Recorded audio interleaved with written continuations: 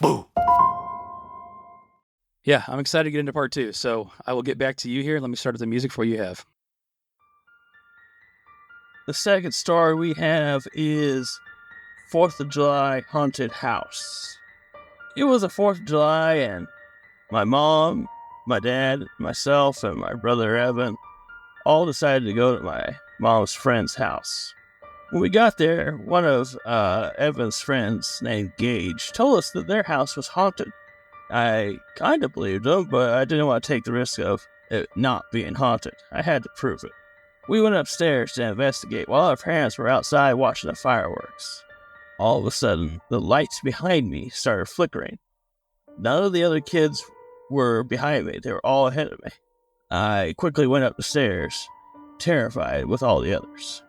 Gage told us that a guy named Ron died in the house way in the back. He said there was some strange activity in the bathrooms a lot of times. So I went into the bathroom while they stood out in the hallway.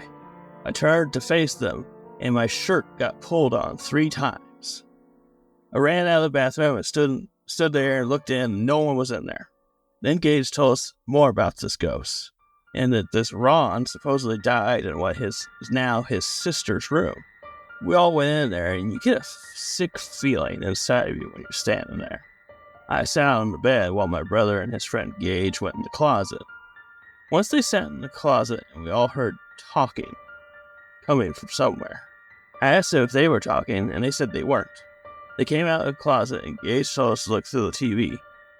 We saw a black shadow walking back and forth behind us through the reflection of the TV. I didn't care what it was. I just wanted to get out of there. So I ran.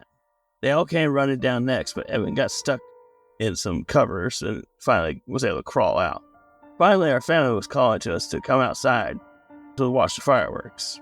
We made it out, and I turned, and I saw a man's face in the window of his sister's room. I called the other kids to come over and look, and they all saw it too. And then, suddenly, the face was gone. I'm not sure if it was a ghost, but I can't prove that it wasn't either. Would you hope it was a ghost? I don't know. I would. I mean, it's also, he might be thinking maybe they were playing a trick on, like an elaborate trick on him. Yeah.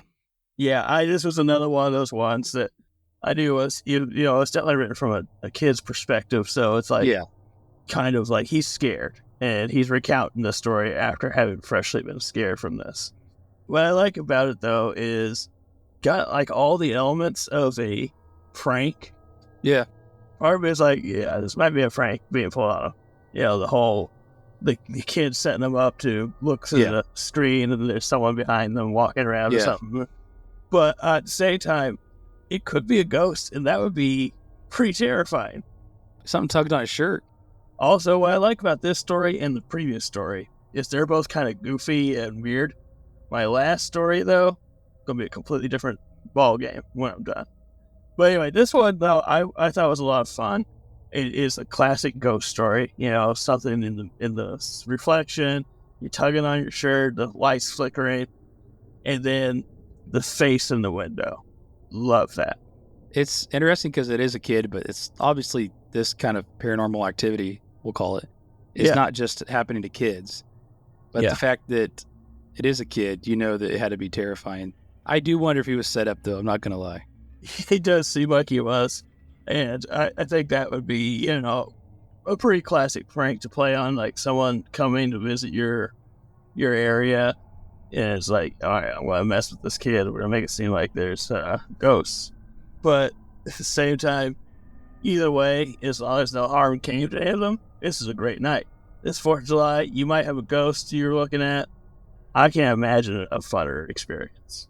You had something to talk about forever, too, though, right? I mean, you'll be talking about this story for the rest of your life. Obviously, it still is. I don't know how old he is now, but point being, you'll have something forever. That's pretty memorable. Yeah, and that's what I loved about that one. Because, like, yeah, this is a great story. And whether or not it was a ghost, it doesn't matter. Because this is, like, sounds like a fun night to me. I have this, like, weird thing where I'm just, like, think about something nostalgic. Even if it's something that was scary to me as a kid, I think about it fondly sometimes. Because it's like, I remember being scared of just random like shows or something when they came on. Like that feeling, yeah. Unsolved Mysteries, the music would come on for that, and that would be kind of scary as a kid, you know? What is it? Circleville letter writer said El Sickos is what he wrote to Unsolved Mysteries. Yeah, boy, that one was a weird one. That was a weird story. That's done really well. People are enjoying that one. I bet. That was crazy. Yeah. Anyways, I do like the theme of this. It's like an innocent... We share a lot of stories on here where really bad stuff happened, I guess what I'm saying. Whether it's ghost or not ghost. So it is kind of like a relief here. Just like a innocent ghost interaction, right? I mean, 4th of July is a party, you know? Yeah.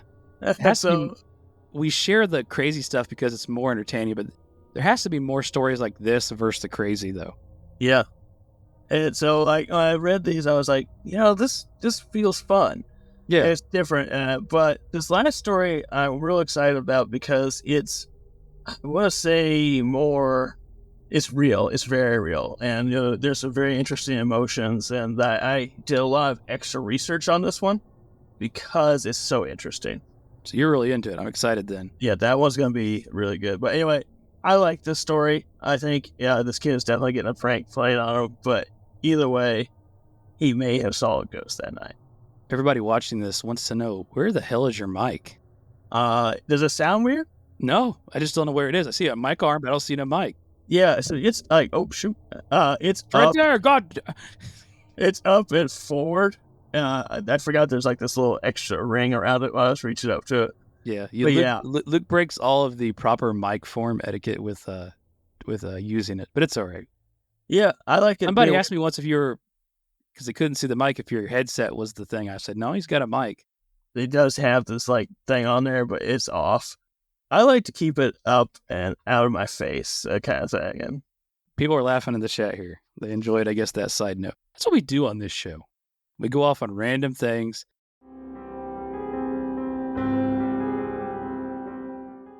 Jeff Townsend Media. CG, good night. And the question is, do I stay here? Will you be back? Are you gonna come back?